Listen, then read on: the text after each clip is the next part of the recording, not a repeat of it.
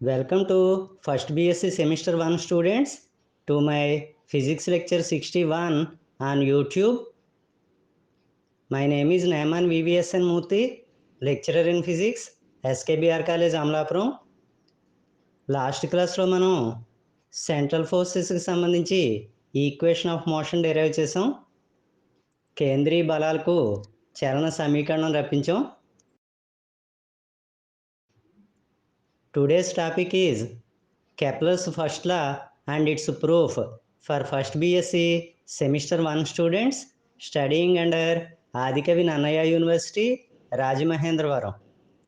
ఇది first BSc వాళ్ళకి class number 13.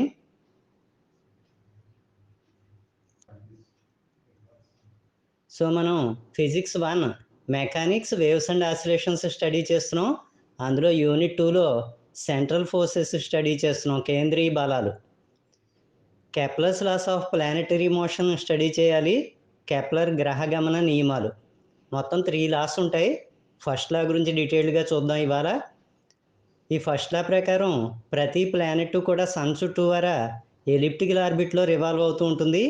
Sun ఏదో ఒక ఫోకస్ దగ్గర ఉంటుంది. So every planet revolves round the sun in elliptical orbit with sun at one of its foci. This is also known as law of orbits.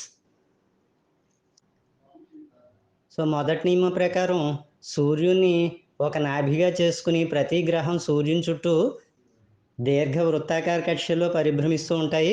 దీన్నే కక్ష్యా నియమం అని కూడా అంటారు. సో ఇప్పుడు కెప్లర్స్ ఫస్ట్ లా ప్రూఫ్ చూద్దాం.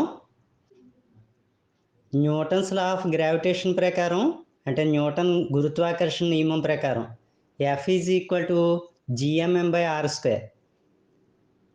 ఇక్కడ g అంటే gravitational constant,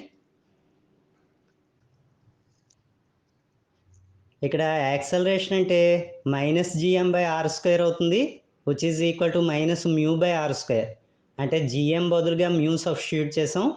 negative sign acceleration towards centre పనిచేస్తుంది అని రిప్రజెంట్ చేస్తుంది. లాస్ట్ క్లాస్లో రేడియల్ యాక్సలరేషన్ ఫార్ములా రాసుకున్నాం.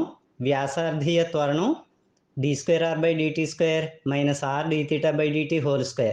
ఈ వాల్యూ యాక్సలరేషన్ ఇందాక ఈ ఈక్వేషన్కి ఈక్వల్ చేస్తాం, -μ/r² అవుతుంది.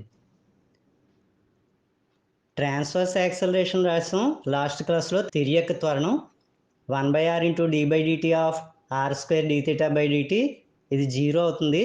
దీని నుంచి r² dθ/dt is equal to h, a constant. Already రెండు లాస్ట్ క్లాసులో రాసుకున్న ఈక్వేషన్స్.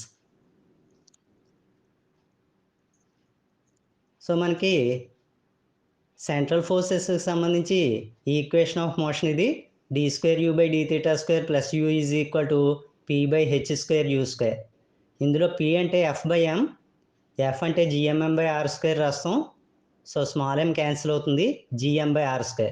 కానీ gm అంటే ఇందాక మ్యూ డిఫైన్ చేసాం. సో మ్యూ ఇంటూ u² అవుతుంది. u అంటే 1/r.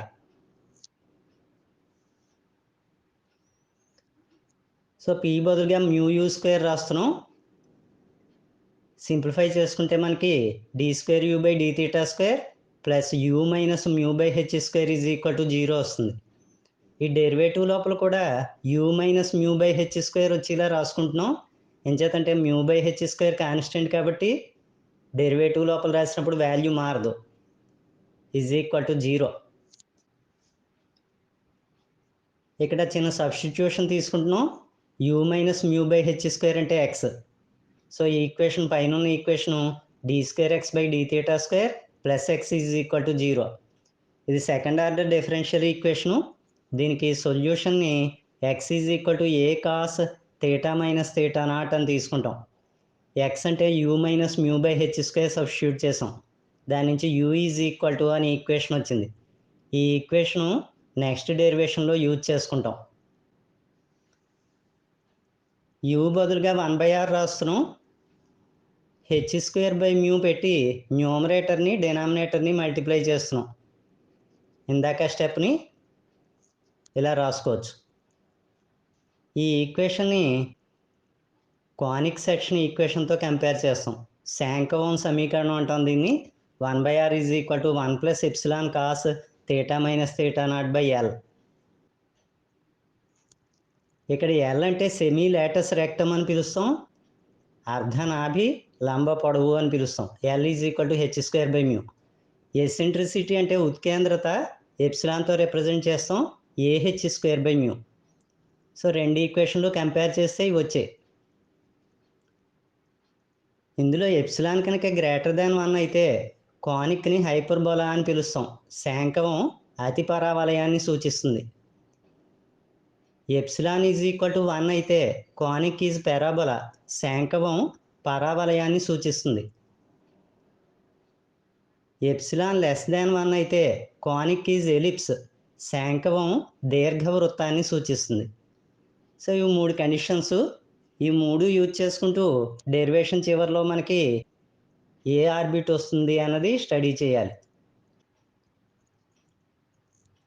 అది చూడడానికి మనం ఫస్ట్ కైనెటిక్ ఎనర్జీ డెరైవ్ చేస్తాం. ఆల్రెడీ లాస్ట్ క్లాస్లో చేసాం. ఇది m బదులుగా 1 వేస్తూ రాసాం లాస్ట్ క్లాస్లో. ఇక్కడ half m into v square రాయాలి. v స్క్వేర్ అంటే dr/dt whole square plus r square dθ/dt whole square is equal to, last క్లాస్లో సింప్లిఫై చేసినట్టే చేస్తే మనకి ఫైనల్ స్టెప్ ఇది వస్తుంది, half mh square into. So దీంట్లో u అంటే ఇందాక వచ్చిన equation mu by H square plus A cos theta minus theta naught రాస్తున్నాం, du/dθ అంటే డెరివేటివ్ రాస్తున్నాం, A sine theta minus theta naught అనేది డెరివేటివ్ అవుతుంది, దానికి స్క్వేర్ రాసాం. So half mh square into second term A plus B whole square expansion చేస్తున్నాం, A square plus B square plus 2ab term రాసుకున్నాం. ఇందులో A square common తీస్తే sine square term cos square term రెండు add చేసింది 1 అయిపోతుంది, మిగిలిన terms as usual రాసుకున్నాం. So ఇది కైనెటిక్ ఎనర్జీకి ఎక్స్ప్రెషన్. సిమిలర్ టైప్లో పొటెన్షియల్ ఎనర్జీ కట్టాలి. Potential energy is equal to minus integral r to infinity FdR రాయాలి. F అంటే gmm/r స్క్వేర్, gm బదులుగా మ్యూ రాసాం. 1/r స్క్వేర్కి ఇంటిగ్రేషన్ అంటే -1/r వస్తుంది, మైనస్ ఆఫ్ మైనస్ ప్లస్ అయింది.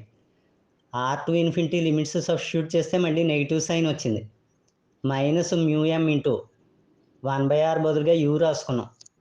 u అంటే ఇందాక వచ్చిన ఈక్వేషన్ రాసాం, mu by H square plus A cos theta minus theta naught. ఇది పొటెన్షియల్ ఎనర్జీకి ఎక్స్ప్రెషన్. సో ఇప్పుడు మనకి టోటల్ ఎనర్జీ కావాలి. E is equal to KE plus PE, గతిజ శక్తి ప్లస్ స్థితిజ శక్తి. సో ఇందాక వచ్చిన కైనెటిక్ ఎనర్జీ, ఇప్పుడు వచ్చిన పొటెన్షియల్ ఎనర్జీ ఎడిషన్ చూపిస్తున్నాం. రెండు టర్మ్స్లోనూ కూడా హాఫ్ mh స్క్వేర్ కామన్ తీసినట్టు చూపించాం. సో సెకండ్ బ్రాకెట్లో కూడా హాఫ్ mh స్క్వేర్ కామన్ తీసేస్తున్నాం. అది తీసినట్టుగా చూపిస్తే ఇలా వస్తుంది. ఇదంతా మ్యాథమెటికల్ సింప్లిఫికేషన్. ఇందులో positive term negative term cosine terms cancel అయిపోతాయి. Half mh square into A square minus mu square by h⁴ మిగులుతుంది. సో దీని నుంచి 2e/mh square is equal to అని రాసాం. Employees A square is equal to, employees A is equal to square root of అవుతుంది, అంటే whole power half. అందులో mu by H square common తీస్తున్నాం. ఇక్కడ ఎసెంట్రిసిటీ ఎప్సిలాన్ అంటే ఏహెచ్ స్క్వేర్ బై మ్యూ, అంచేత పైన ఉన్న స్టెప్లో mu by H square left సైడ్కి తెస్తే ఎప్సిలాన్కి ఎక్స్ప్రెషన్ వస్తుంది. So 1 + 2e⁻h square by mu square whole power half. ఇది ఎసెంట్రిసిటీకి ఎక్స్ప్రెషన్. సో ఇందాక మనం కన్సిడర్ చేసిన 3 కేసెస్ రాసుకుంటే ఎప్సిలాన్ లెస్ దాన్ 1 అవ్వాలంటే ఈ లెస్ దాన్ 0 అవ్వాలి బ్రాకెట్లో, అంటే నెగిటివ్ అవ్వాలి. Then the orbit is ellipse, elliptical orbit వస్తుంది, దీర్ఘవృత్తం. ఎప్సిలాన్ ఈజ్ ఈక్వల్ టు 1 అవ్వాలంటే బ్రాకెట్లో టర్మ్లో ఈజ్ ఈక్వల్ టు 0 రాయాలి, అప్పుడు ఆర్బిట్ పారాబోలా వస్తుంది. సో డయాగ్రామ్లో పారాబోలిక్ షేప్ వస్తుంది.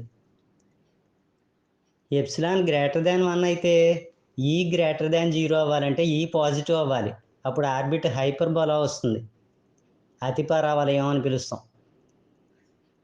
ఇక్కడ మనకి ప్లానెటరీ సిస్టమ్ తీసుకుంటే బౌండెడ్ సిస్టమ్ అంటాం, బంధిత వ్యవస్థ.